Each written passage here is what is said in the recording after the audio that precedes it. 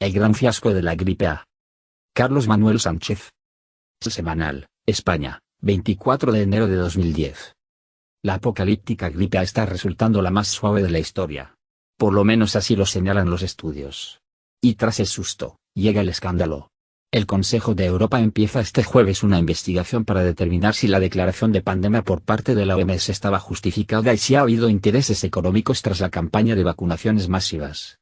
Las sospechas de corrupción salpican a varios expertos y funcionarios públicos. En el centro de la polémica se encuentra un virólogo de fama mundial que ha estado detrás de todas las alertas sanitarias de los últimos años, el holandés Osterhaus, al que ya llaman el Dr. Gripe. Se llama Alberto Osterhaus y es reincidente a la hora de meternos el miedo en el cuerpo. En 2003 se convirtió en el virólogo más prestigioso del mundo cuando identificó el coronavirus responsable del síndrome de insuficiencia respiratoria aguda, SARS.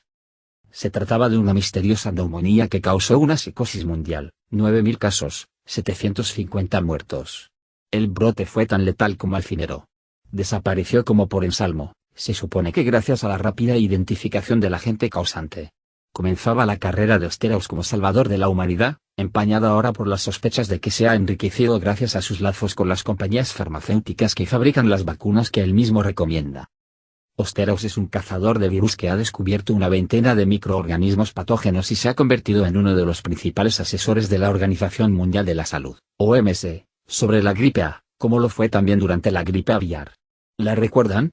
Las previsiones más pesimistas de la OMS hablaban de 150 millones de muertos, más que los que causaron la viruela y todas las pestes de la Edad Media juntas. Hasta la fecha van solo 282 fallecidos, ninguno en España. En su línea habitual, Osterhaus profetizó que esta vez sí venía el lobo, la posibilidad de una pandemia de proporciones dantescas por culpa de la mutación del H1N1. Y la OMS tocó zafarroncho de combate y puso a los gobiernos firmes. Más vacunas, es la guerra. Por fortuna, la gripe A está resultando ser la más suave de todas las gripes desde que existe un registro histórico, según Mark Lipsitch, profesor de epidemiología de la Universidad de Harvard. Las cifras cantan, 13.000 muertes en el mundo, unas 230 en España, mientras que la gripe estacional, la de toda la vida, causa entre 250.000 y medio millón de víctimas anuales, de 1.000 a 4.000 en España. La reputación de Osterhaus comenzó a tambalearse cuando un reportaje de la televisión pública holandesa UPRO, y del que se hizo eco la revista Science, destapó que es el accionista mayoritario de Viroclinics, una empresa biotecnológica contratada por el gigante farmacéutico GSK para investigar la vacuna de la nueva gripe. Presuntamente, se pudo beneficiar de la venta de los 34 millones de dosis encargadas por el Ministerio de Sanidad holandés, cuyo titular, Ab Klink, es amigo personal de Osterhaus. El virólogo se defiende, asegura que no se ha lucrado ni ha infringido la ley. Y que los dividendos de Viroclinics van a una fundación. Me limité a presentarle al ministro todo un abanico de posibilidades y él optó por el peor de los escenarios. Pasado el susto, llega el escándalo. El Consejo de Europa emprende este jueves una investigación sobre la gestión de la gripe A para dilucidar si la declaración de pandemia por parte de la OMS estaba justificada y si la vacunación masiva ha sido un fiasco o el resultado de una decisión manipulada por intereses económicos. Las sospechas de corrupción salpican a varios expertos y funcionarios públicos. Y la credibilidad del organismo internacional está en entredicho. Acorralada por las críticas, la OMS ha anunciado que también encargará una investigación a un grupo de expertos independientes. A pesar de la polémica, las autoridades piden que no se baje la guardia. La doctora Margaret Chan, directora general de la OMS, considera prematuro desactivar la alerta de pandemia. Pero sí que podemos respirar más tranquilos. Recordemos que en España, por ejemplo, este verano se debatió si sería conveniente retrasar el inicio del curso escolar. O si habría que ir a los estadios de fútbol con mascarilla. ¿Podemos besarnos? ¿Qué tiempos aquellos en los que si acudías a urgencias con fiebre te encerraban en una habitación de hospital, aislado del mundo? Para los escépticos, va siendo hora de pedir cuentas.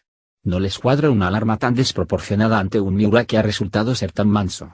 ¿Hemos sido víctimas de una campaña de desinformación? ¿O nuestras autoridades han reaccionado con rapidez ante una amenaza desconocida?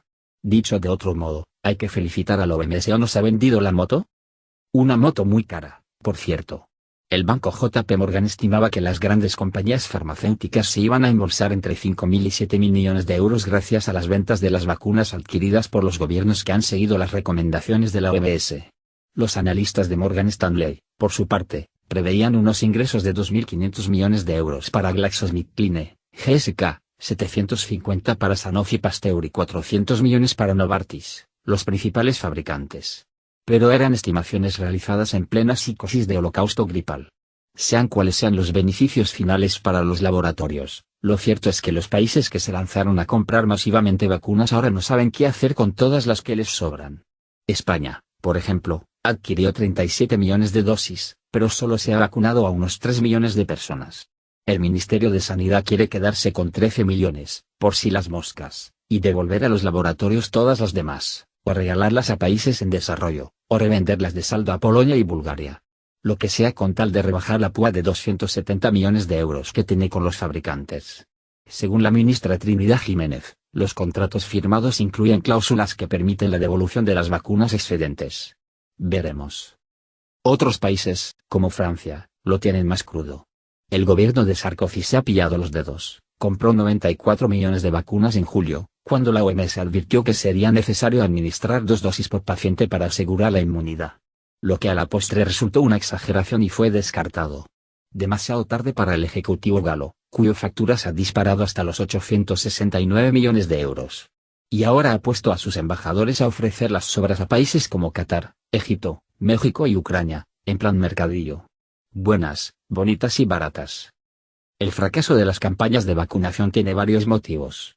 Por una parte, el recelo de los ciudadanos de a pie, bastante inmunizados ya contra los sobresaltos de la OMS y menos crédulos que los gobiernos desde que el mal de las vacas locas irrumpiera en 1996, causando la friolera de 15 muertes anuales. Por otra, la rebelión silenciosa de la mayoría de los médicos y del personal sanitario. En España, 9 de cada 10 no se han vacunado contra la gripe A pesar de estar incluidos entre los grupos de riesgo. Internet también ha hecho mella. Las dudas sobre las vacunas y sus aditivos planteadas por la monja benedictina Teresa Forcades en su celebérrimo video, Campanas por la gripe A, colgado en YouTube ha tenido una repercusión insospechada.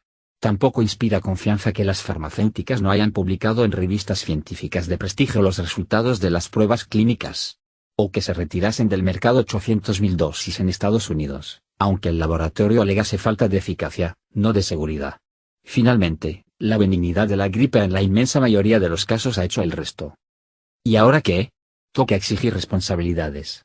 Y en primera línea está el mencionado Alberto Steraus como máximo experto de la OMS en gripes. Estudió veterinaria y se doctoró con una tesis sobre la peritonitis en los gatos. Dirige el laboratorio del Centro Médico de la Universidad Erasmo de Rotterdam. Es una celebridad en Holanda, aunque muchos le critiquen sus tintes apocalípticos, hasta el punto de que el microbiólogo Michele Kellenkamp pidió que se lo evitasen los informativos. Debería prohibírsele la entrada a los platos donde predica el miedo. Todo lo que ha profetizado hasta la fecha ha resultado falso. No vamos a morir todos de la gripe A. No todos necesitan vacunarse ni hay que dar Tamiflu, un medicamento antiviral, a todo el mundo. Y el virus no ha mutado en algo mucho más peligroso. El Parlamento de los Países Bajos abrió una investigación por conflicto de intereses y malversación de fondos. Una moción para que el gobierno holandés rompiese sus vínculos con Steraus fue rechazada, aunque una nueva ley obligará a los científicos a revelar si tienen intereses financieros en empresas privadas. El periodista F. William Engdahl traza un perfil inquietante de la trayectoria del virólogo holandés que ahora está en la picota.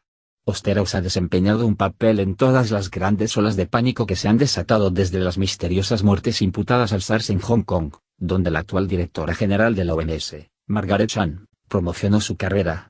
Cuando se dejó de hablar de los casos de SARS, Steraus se dedicó a dar resonancia mediática a los peligros de la gripe aviar.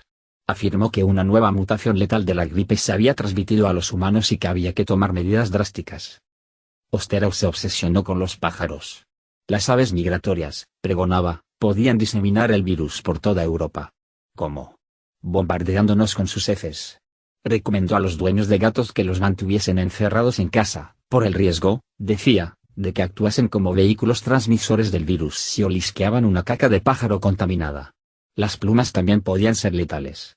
Su equipo recogió y congeló 100.000 muestras de heces, pero no encontró ni rastro del temido H5N1 mutado.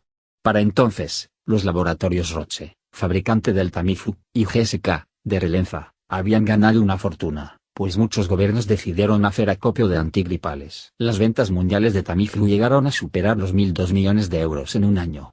Sin embargo, el British Medical Journal se preguntaba el mes pasado por qué no se han publicado todos los ensayos científicos sobre su principio activo, el oseltamivir, y ponía en duda su efectividad. Buena parte de los 10 millones de dosis adquiridos por España dormían el sueño de los justos en unos bidones arrumbados en un centro militar. El terror suscitado por la gripe aviar amainó. Pero el pasado abril una nueva plaga amenazó nuestra supervivencia, alertó la OMS, cuando en un pueblecito mexicano se diagnosticó el primer caso de gripe porcina, más tarde rebautizada gripe A. Los síntomas eran los de la gripe común, fiebre, tos y mocos. Pero en junio Margaret Chan activó el nivel 6 de urgencia pandémica. Alerta máxima. ¿Por qué? Según Engdahl, Chan se limitó a seguir los consejos del Grupo Estratégico de Consulta, SAGE, por sus siglas en inglés, de la OMS. Uno de los miembros del SAGE es Osterhaus, que además preside el Grupo Europeo de Trabajo Científico sobre la Gripe, ESUI, también por sus siglas en inglés. El ESUI está financiado por los laboratorios que fabrican las vacunas, como Baxter Vaccines, MedImmune, GSK, Sanofi Pasteur y Novartis, entre otros, así como Roche. Osterhaus formaba parte de la élite de la OMS reunida en el grupo SAGE al mismo tiempo que presidía el ESUI, apadrinado por la industria farmacéutica.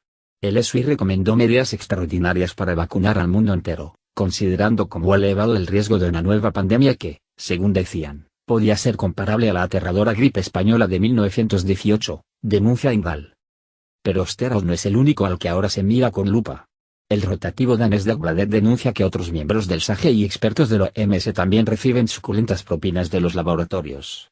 Entre ellos, el profesor Juan Escola, director del Instituto Finlandés de Investigaciones en Vacunas. Otras fuentes también citan al Dr. Friedrich Hayden, amigo íntimo de Osterhaus. Al menos otros 4 miembros del SAGE, cuyo criterio debería ser independiente y exclusivamente basado en evidencias científicas, mantienen vínculos comprobados con las multinacionales farmacéuticas. Causa estupor enterarse de que en las reuniones de este comité de sabios al que la OMS obedece como a un oráculo infalible también participan, en calidad de observadores, representantes de los fabricantes de vacunas. Y que estos financian, además, la mayor parte del presupuesto de la OMS. Los tiempos en que este organismo dependía únicamente de las aportaciones de los gobiernos miembros de la ONU son historia. Las críticas por la privatización de la OMS y la opacidad de sus decisiones no son nuevas. La investigadora Alison Katz, que trabajó 17 años para este organismo, abrió el fuego con una carta abierta a Margaret Chan en la que denunciaba corrupción, ineficacia y nepotismo en favor de intereses comerciales. Y en una entrevista publicada por el semanario alemán Der Spiegel, un miembro de la Cochrane Collaboration, una organización científica independiente, el epidemiólogo Tommy Jefferson, declaraba: una de las características más sorprendentes de esta gripe y de toda la telenovela a la que ha dado lugar es que, año tras año, hay gente que emite previsiones cada vez más pesimistas. Ninguna se ha cumplido hasta ahora. Parece que hay toda una industria que tiene la esperanza de ver surgir una pandemia. Ver más artículos relacionados en Boletín Fármacos de 2010, 13.1 en Ética y Derecho. A. Algunos problemas éticos en relación con la gripe A. B. De la anécdota a la categoría. Carta abierta de la senadora Cecilia López al Consejo Ejecutivo de la OMS. En conflictos de interés. A. El Consejo de Europa debatirá la alerta por la nueva gripe. B. Se desvanece el apoyo entre los firmantes de la moción contra la OMS por la gripe, y la OMS prepara la defensa. C. Información de grupo de expertos de la OMS se filtra a la industria y provoca dudas sobre la legitimidad del proceso.